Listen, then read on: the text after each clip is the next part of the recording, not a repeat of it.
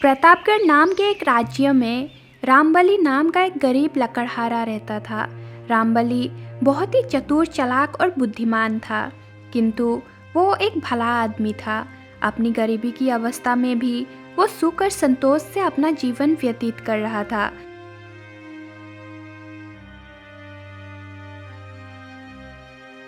उसकी पत्नी गर्भवती थी।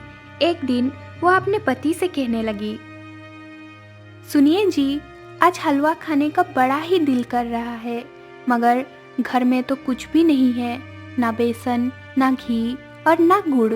आप ये सब चीज़ें किसी तरह से ले आइए तो हम दोनों हलवा खा सकेंगे। अरे चिंता मत कर भाग्यवान, मैं अभी बाजार से जाकर ये सारी चीजें ला देता हूँ, है ना? मैं लेकर आता हूँ। जब रामबली अपनी झोपड़ी से बाहर निकला तो वो मन ही मन सोचने लगा, हे भगवान, मैंने अपनी पत्नी से ये तो कह दिया कि मैं सारी चीजें लेकर आता हूँ, लेकिन कैसे लाऊं और कहां से लाऊं? अरे मेरी जेब में तो एक फूटी कौड़ी भी नहीं है। ये क्या हो गया? अब क्या करूं? वो सोचने लगा। हाँ, चलो अपने पड़ोसी सूर्य सिंह के पास चलता हूँ, वो जरूर मुझे कुछ पैसे उधार दे देगा। हाँ। जब रामबली अपने पड़ोसी के घर पहुंचा तो पड़ोसी ने कहा, अरे तुम रामबली, आओ आओ आओ भाई, आओ आओ आओ। और क्या हाल चाल है? और भाभी कैसी है? सब कुछ ठीक है। और भाई क्या हाल चाल है आपके? चलो, मैं ये कह रहा था कि क्या है ना कि अचानक से कुछ रुपयों की जरूरत पड़ गई है। सोचा तुमसे उधार ले लूं, बाद में चुका दूंगा। तुम तो पड़ोसी हो, तुम मदद नहीं करोगे तो भला कौन करेगा? पड़ोसी सूर्य सिंह मन ही मन सोचने लगा, हाँ, ये ससुरा गरीब भला कहाँ से चुकाएगा उधार? बड़ा आया उधार चुका देगा। अगर इसे उधार दे दूंगा तो वापस मिलने की उम्मीद तो छोड़नी ही पड़ेगी। ये सोचकर वो बोला, मैं ये कह रहा था रामबली कि देखो मित्र, तुम बड़े ही बुरे वक्त में आए हो। देखो ना, मैं तो वैसे राजा का महावत हूँ, पर तुम्हारी ही तरह हूँ तो गरीब ही ना। आजकल तो मेरा हाथ बहुत ही तंग चल रहा है। अब अपनी हालत के बारे में भला मैं तुम्हें क्या बताऊं? आज तुम्हारी भाभी का भी दिल कुछ मीठा खाने का हो रहा था, मगर मेरे पास फूटी कौड़ी भी नहीं है कि बाजार से कुछ ला सकूं। अब बताओ भला मैं क्या करूं? ओ, तब तो मैंने व्यर्थ ही तुम्हें तकलीफ दी। चलो भैया, माफ करना। अच्छा, चलता हूं। तभी सूर्य सिंह की पत्नी की आवाज रसोई घर से आई, अजी सुनिए, खीर बनकर तैयार है। रसोई घर से आई पत्नी की आवाज सुनकर सूर्या एक बार तो हड़बड़ा गया, मगर फिर तुरंत स्थिति संभालते हुए बोला, अच्छा मित्र, लगता है कि मेरी पत्नी ने खिचड़ी बना ली है। सही कहूं तो बहुत अच्छी खिचड़ी बनाती है, लेकिन जैसे हालात है गरीबी वाले, उसके हिसाब से तो पेट भरने लायक पूरी मिलेगी ही नहीं। पर क्या करें, आधे पेट खाकर ही संतोष करना पड़ेगा। यही तो है मजबूरी, और क्या है। इसके बाद रामबली उसके घर से चला गया। बाहर निकलकर रामबली सोचने लगा, बड़ा आया मजबूरी मजबूरी। खैर कोई बात नहीं सूर्य सिंह, तुम मुझे कुछ देना नहीं चाहते थे, इसीलिए कुछ ना होने का दिखावा कर रहे थे। रसोई घर से भीनी भीनी सुगंध भी आ रही थी। जरूर उसकी पत्नी ने खीर बनाई थी। वो अपने ही विचारों में डूबा हुआ था और सोच रहा था, हाँ, अब क्या करूं, किसके पास जाऊं, कौन देगा उधार? लगता है पत्नी की इच्छा मैं पूरी नहीं कर पाऊंगा, क्या करूं? चलते चलते रामबली की नजर एक बड़े सुंदर घर पर पड़ी। जिस पर बहुत ही अच्छी सजावट हो रही थी। निकट से गुजरते हुए एक राहगीर को रोककर रामबली ने पूछा, हाँ, क्यों भाई, ये मकान किसका है और आज इतनी सजावट क्यों है यहाँ पर? अरे भैया, तुम्हें नहीं मालूम क्या? ये मकान नगर सेठ शंभू प्रसाद जी की हवेली है, हवेली। तुम कहाँ इसे मकान कहते हो, हैं? विवाह के 15 साल बाद सेठ जी के यहाँ बेटे का जन्म हुआ है। ऐसी धूमधाम में अब वो खर्चा नहीं करेंगे तो भला कब करेंगे भैया, बताओ? आज सेठ जी के बेटे का जन्म हुए 5 दिन बीत चुके हैं। कल छठी की पूजा की जाएगी और नामकरण संस्कार होगा, मगर ये सजावट और धूमधाम शायद कई महीनों तक चलने वाली है।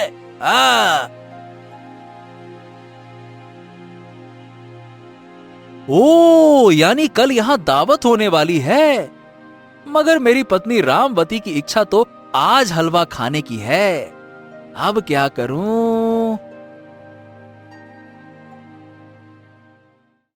रामबली मन ही मन कुछ तरकीब सोचने लगा।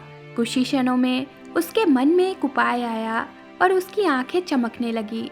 वहां से निकलकर वो सीधा बाजार गया और एक बेसन के व्यापारी के पास जा पहुंचा और व्यापारी से कहने लगा, राम राम सेठ जी, राम राम।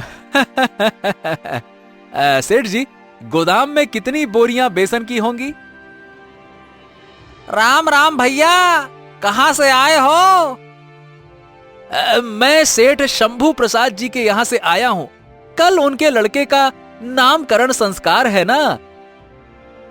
ओ अच्छा अच्छा अच्छा अच्छा, लड़का हुआ है सेठ जी को। अरे वाह वाह वाह वाह, तब तो हमारी तरफ से बधाई बोलना। और हाँ, बताओ कितनी चाहिए ये तो मुझे भी नहीं पता। मुझसे तो केवल इतना कहा है कि लाल सूरज बेसन वाले के यहाँ से पता कर लेना कि गोदाम में कितनी बोरियां हैं और थोड़ा सा बेसन नमूने के तौर पे लेते आना, बस इतना कहा है। देखो भाई, गोदाम में रखना तो हमारा धंधा नहीं है।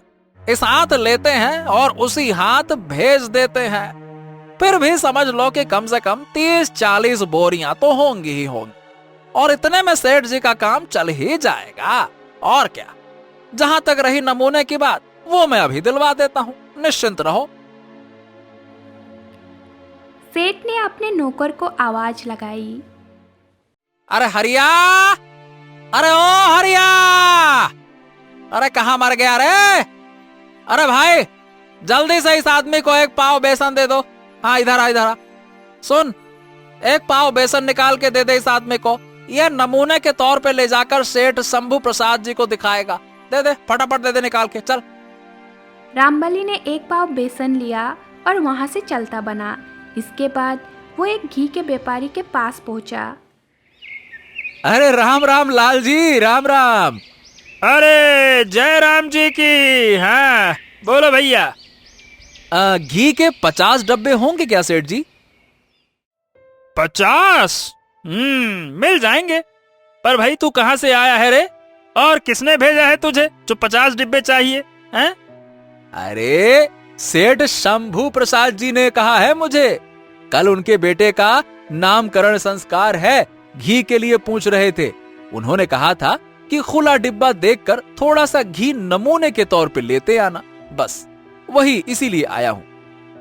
अरे अरे अरे, ये क्या बात हुई नमूना लेकर आना? सुनो, कल जो घी हमने भेजा था, क्या वो मिलावटी था क्या? हैं? जाकर कह देना अपने सेठ से, अपने से लेना है तो ले, नहीं तो ना ले। अपन नमूना बमूना नहीं देते हैं। बड़े आए, नमूना चाहिए घी का। अरे घी कोई नमूना है क्या जो लेके जाओगे? जाओ। उसकी बात सुनकर रामबली हैरान रह गया और चुपचाप वहां से खिसक गया। नगर में घी के और भी व्यापारी थे। रामबली एक अन्य घी के व्यापारी के पास पहुंचा और उसे सारी बात बताई। शंभू प्रसाद जी ने हमें याद किया, ये तो हमारे लिए सम्मान की बात है। अरे अरे, तुम जरा ठहरो, मैं नमूने के तौर पर घी तुम्हें अभी देता हूँ। फिर सेठ ने एक बर्तन में रामबली को नमूने के तौर पर थोड़ा सा घी दे दिया। रामबली बड़ा खुश होकर वहाँ से चला गया। इसके बाद रामबली एक गुड़ के व्यापारी के पास गया और उसे भी यही बात कही कि उसे नगर सेठ शंभू प्रसाद ने भेजा है और नमूने के तौर पर थोड़ा सा गुड़ चाहिए। सेठ ने फटाफट बड़ी खुशी से एक डेली गुड़ रामबली को देते हुए कहा, अरे तो जल्दी कर ले भाई, जल्दी ये ले, एक ढेली ले ले। बिल्कुल चोखा गुड़ है, चोखा। और जल्दी लौट कर बताना कि गुड़ की कितनी बोरियां भेज दूं। फटाफट बताना ताकि मिठाई बनाने में देर न हो जाए। मिठाई जितनी सुकून से बने उतनी ही स्वादिष्ट बनती है ना? रामबली गुड़ की ढेली लेकर वहाँ से चला गया। अब हलवा बनाने का सारा सामान उसके पास इकट्ठा हो चुका था। वो शाम के समय अपने घर पहुंचा और अपनी पत्नी को सारा सामान दे दिया। अरे वाह, आप तो सारा सामान ले आए। मैं तो सोच रही थी कि आज मेरा ये इच्छा दिल में ही रह जाएगी। चलिए मैं फटाफट हलवा बना देती हूँ। पत्नी ने झटपट हलवा बनाकर तैयार कर दिया।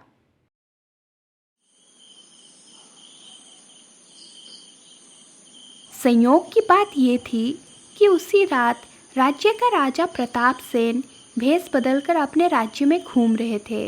ठीक उसी समय वो लकड़हारे रामबली की झोपड़ी के पास पहुंचा और दोनों पति पत्नी की बातें सुनने लगा। झोपड़ी के अंदर रामबली ने अपने पत्नी से कहा, हाँ सुनो भाग्यवान, तुमने हलवा तो तैयार कर दिया है, मगर हम इसे अभी नहीं खाएंगे। क्या? अरे क्या है कि वो अपना पड़ोसी है ना, राजा का महावत सूर्य सिंह। हाँ, तेरी इच्छा पूरी करने के लिए मैं उससे कुछ पैसे मांगने के लिए गया हुआ था उधार में। वो कह रहा था कि उसकी पत्नी की इच्छा भी हलवा खाने की है। अगर वो इस वक्त यहाँ पे आ गया ना, तो हमें ना चाहते हुए भी हलवे में से कुछ हिस्सा उसे और उसकी पत्नी को देना पड़ेगा। फिर हमारे हिस्से में क्या आएगा, सोच भला। हे राम, फिर तो मैं दिया बिना जलाए रखूंगी। अंधेरे में ही हम दोनों बैठकर इस हलवे का आनंद लेंगे। दोनों पति पत्नी ने ऐसा ही किया। वो अंधेरे में ही बैठकर हलवा का आनंद लेने लगे। उसी समय राजा प्रताप सेन भी झोपड़ी के अंदर दाखिल हो गया। अंधेरे का फायदा उठाकर वो उनके साथ बैठकर हलवा खाने लगा। दोनों पति पत्नी इस बात से अनजान थे कि कोई तीसरा व्यक्ति भी उनके साथ हलवा खा रहा है। राजा प्रताप सेन के आ जाने से हलवा कुछ जल्दी ही खत्म हो गया। इस पर रामबली और उसकी पत्नी दोनों को बड़ा आश्चर्य हुआ। अरे जल्दी खत्म हो गया? भाग्यवान, ये हलवा इतनी जल्दी कैसे खत्म हो गया है? रामबली ने तुरंत दिया जला दिया। तभी रामबली ने देखा कि वहाँ एक तीसरा व्यक्ति भी मौजूद था। उसे देखकर वो हैरान रह गया और कहने लगा, हैं? ए भाई, कौन हो तुम? यहाँ कहाँ से आके बैठ गए भाई? हैं? कौन हो? मैं तुम्हारा मेहमान हूँ। हलवा तुमने बहुत अच्छा बनाया, कुछ भी कहो। हा। अति उत्तम, अति उत्तम। सुनो, मेरी ओर से इसे तुम उपहार समझ के रख लो। ओहो, नहीं भाई, नहीं। अभी तुमने खुद ही कहा कि तुम हमारे मेहमान हो और मेहमानों से हम कुछ ले लें। आहा, ऐसा सवाल ही नहीं उठता। हाँ, बस दुख इस बात का है कि तुमने चुपचाप हलवा खा लिया भैया। मेरी पत्नी के लिए वो कम पड़ गया। मेरी पत्नी हलवा के लिए कितनी लालायित थी। अरे बड़ी मुश्किल से कुछ उपाय करके, जड़ जुगाड़ करके हलवे का सामान इकट्ठा किया था। मेरी पत्नी ने बड़ी मेहनत करके बनाया था। खैर कोई बात नहीं। उसकी बात सुनकर राजा को आश्चर्य हुआ और उन्होंने कहा, अच्छा, वाह, बहुत जड़ जुगाड़ करके तुमने सामान इकट्ठा किया था। बताओ अच्छा, किस जुगाड़ से और किस प्रकार से तुमने सामान इकट्ठा किया? राजा के प्रश्न के उत्तर में रामबलि ने बिना झूठ बोले सारी बातें सच सच बताई कि कैसे उसने बेसन, घी और गुड़ का इंतजाम किया, और फिर बोला, हाँ, और अब सारा सामान खत्म हो गया, अब हलवा और नहीं बनाया जा सकता। ओ तो ये बात है। देखो, मुझे माफ करना मित्र, मैं मजाक में तुम पति पत्नी की इच्छा पूरी करने में बाधक बन गया। और अब तो तुम मुझसे स्वर्ण मुद्राएं भी लेने को तैयार नहीं हो, किंतु मैंने तुम्हें मित्र कहा है, इसीलिए मेरी एक बात मानो। कल सुबह तुम महाराजा प्रताप सेन के दरबार में जाना, वो अवश्य ही तुम्हारी कोई ना कोई सहायता करेंगे, ठीक है ना? जरूर जाना, याद से। इतना कहकर राजा प्रताप सेन वहां से चले गए। महल में आकर उन्होंने अपना शाही भेष पहना और अपने एक पहरेदार को आदेश दिया, सुनो, कल एक गरीब आदमी महल में आएगा जिसका नाम रामबलि है। उसे बिना किसी रोक टोक के और सम्मान के साथ मेरे सामने प्रस्तुत किया जाए, ठीक है ना? जो आज्ञा महाराज।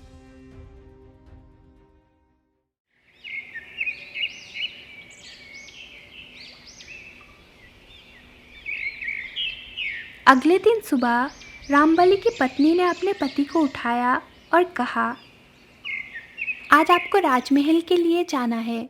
सुनिए, आप पहली बार राजमहल जा रहे हो, क्या खाली हाथ जाओगे? महाराज के लिए आपको कोई भेंट ले जानी चाहिए। अरे, हमारे पास है ही क्या महाराज को देने के लिए? आप चिंता मत कीजिए, जाइए राजमहल और देखिए वहाँ क्या होता है। जहाँ तक महाराज को उपहार देने की बात है, परसों मैंने एक कबूतर पकड़ा था, मैंने उसके पर काट दिए हैं उसे पालतू बनाने के लिए। आप वही कबूतर महाराज को उपहार के रूप में दे दीजिए।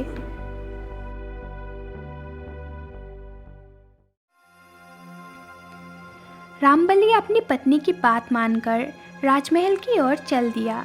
ठीक उसी समय राजमहल के पहरेदार ने राजा प्रताप सेन से कहा, महाराज, एक दूत आपसे मिलना चाहता है। दूत को महाराज के सामने प्रस्तुत किया गया। महाराज की जय हो। मैं चारुदत्त, सुल्तानगढ़ के राजा का राजदूत हूँ। हमारे महाराज ने आपके लिए एक पैगाम भेजा है। बताओ क्या पैगाम है, सुनाओ हमें। महाराज, ये पैगाम सांकेतिक है, जो आपको समझना होगा और उसका उत्तर देना होगा।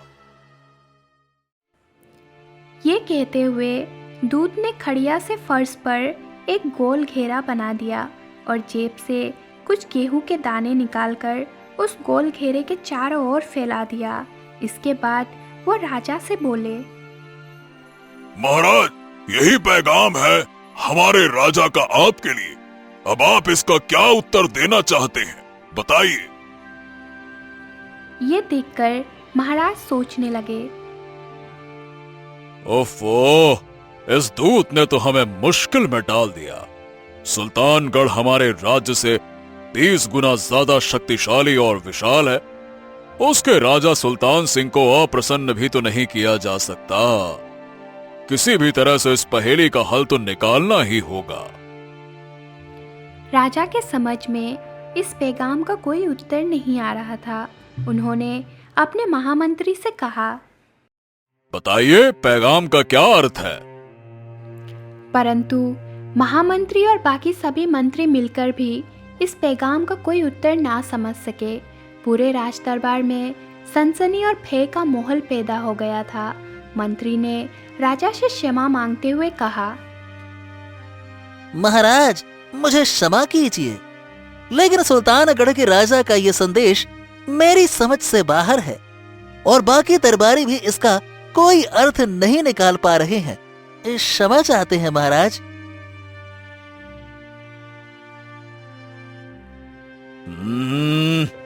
अब हम क्या करें?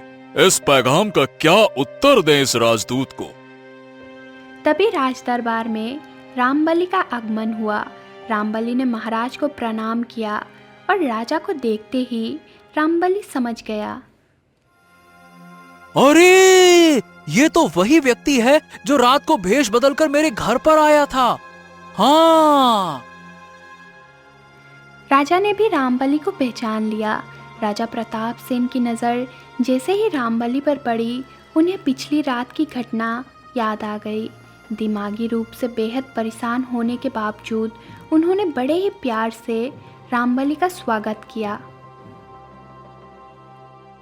अरे आओ आओ मित्र, आओ आओ आओ।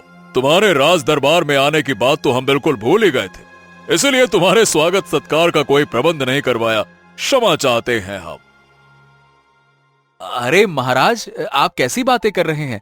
मैं तो आपका सेवक हूं और आपके दर्शन के लिए आया था।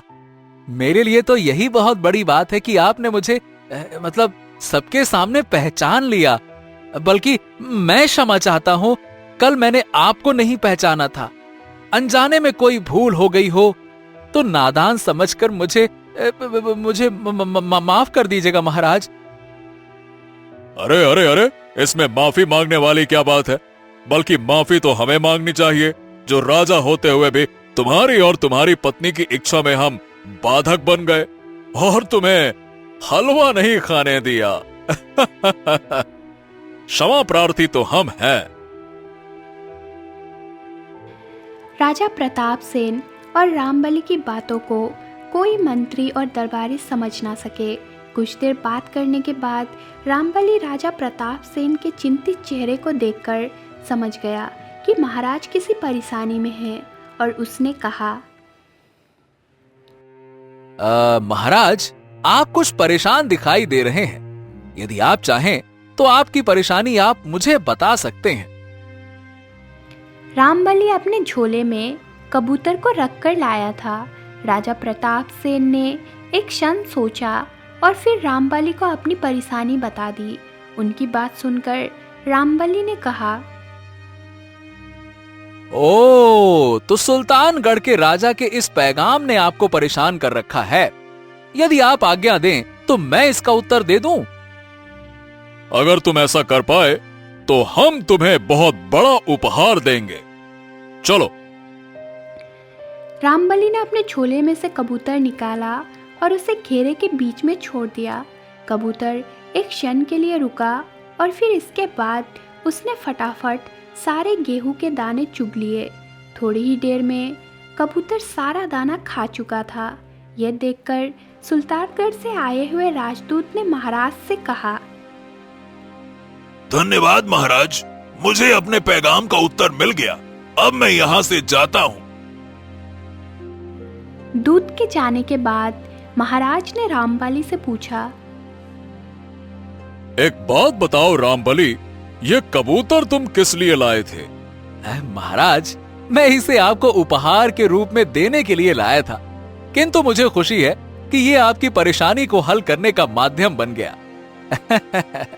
बात यह है कि महाराज, मैं पहली बार आपके दर्शन के लिए आ रहा था, इसीलिए मेरी पत्नी रामवती ने कहा कि भाई खाली हाथ महाराज के दर्शन के लिए जाना ठीक नहीं है, तो मैंने यही कबूतर उपहार के रूप में लाने का निश्चय किया।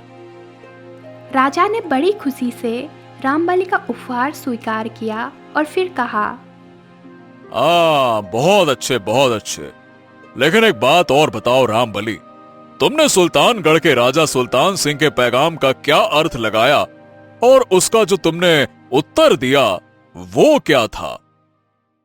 अरे वो तो बहुत मामूली सी बात है महाराज।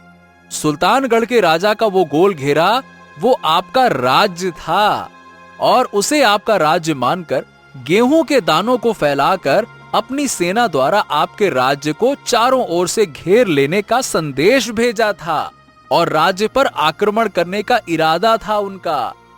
मैंने कबूतर को गोल घेरे में छोड़ दिया, उसने सारे गेहूं के दाने साफ कर दिए, ये संदेश देने के लिए कि हमारी सेना इतनी बुलंद है कि वो उनकी सेना को गेहूं के दाने की तरह साफ कर देगी। अब समझ जाओ। हाँ, बस इतनी सी बात है हमारा। रामबली की बात सुनकर राजा बड़े प्रसन्न हुए और बोले, अच्छा। शाबाश शाबाश रामबली, तुम्हारा दिया हुआ उत्तर हमें बहुत पसंद आया। उसे अब समझ में आ जाएगा कि हम क्या कहना चाहते हैं। हम डरपोक नहीं हैं, हम मुकाबला करने वालों में से हैं। ठीक है, तो आज से हम तुम्हें अपना विशेष सलाहकार नियुक्त करते हैं। महामंत्री जी, रामबली के लिए एक सुंदर भवन तैयार करवाइए।